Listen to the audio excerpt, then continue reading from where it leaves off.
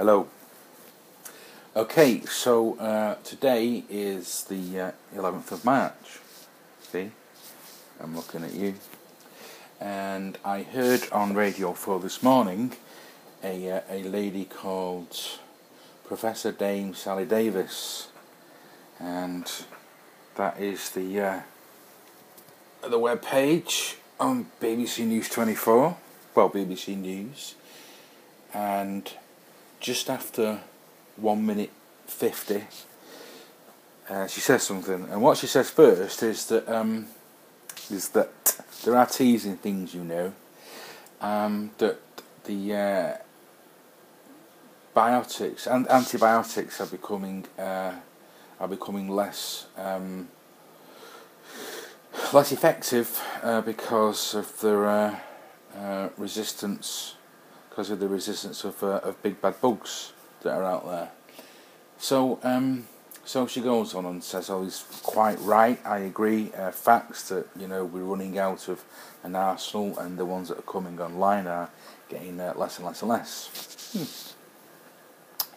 So the guy that's interviewing her, a guy called Fergus Walsh, a medical correspondent, you understand, says, "Why is that, Flower?" And she says, "Well, it's very simple. If you have a lifelong heart condition or high blood pressure and you're on something like lisinopril, you take it every day. You see, so nudge, nudge, wink, wink, you're making lots of money, See?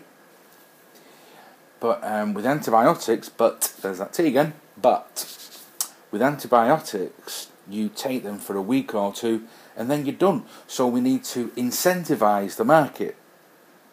So I take from that, I'm merely speculating, passing on my thoughts and asking questions. This dame, unfortunately she's not a pantomime dame,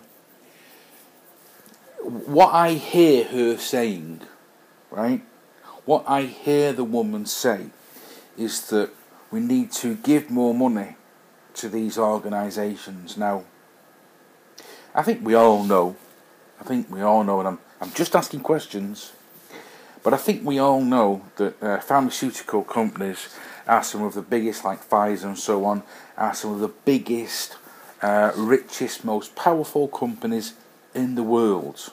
Okay, that's just the way things are. And hey, this is a democracy. This is a capitalistic world these days. And they have every right to be. They have every right to be if they're providing a product that people want to buy and that works well. Then what's the problem with making a profit on that? You go out to work every day, you do a good job, and at the end of the week you're left with a penny or two for yourself after you've paid your bills. And you're quite right to get that penny or two for yourself, because you could put that 2 or 3p away and you can help to pay the national debt with it.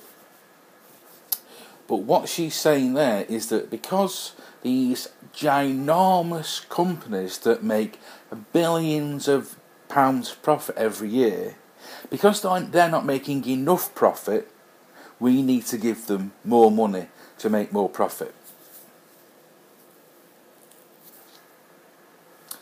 See, the problem is you think that democracy is what you say goes. It doesn't. What democracy, and look in the dictionary, it means you get a choice in who rules you, not how they rule you, just who rules you. So democracy, as you see it, doesn't exist anyway. And also capitalism. There's capitalism where you do well, you make a profit and you're happy, or there's the other kind of capitalism where people say, well, actually, we've got the power, and unless you give us more money, unless you give us more and more and more money, we're not going to make things that will keep you alive. It's not really capitalism, is it? It's really some kind of vicious dictatorship where you're a slave, but you're free in as much as your slave owners don't have to provide you with food and a home, because there are people starving and homeless. So your owners don't have to look after you, but they can exploit you. It's really quite concerning, and the chief medical officer apparently appears to be appears to be condoning this, if not pushing it forward as a good idea. I just find that a little concerning. Thought you might find that concerning too. There you go.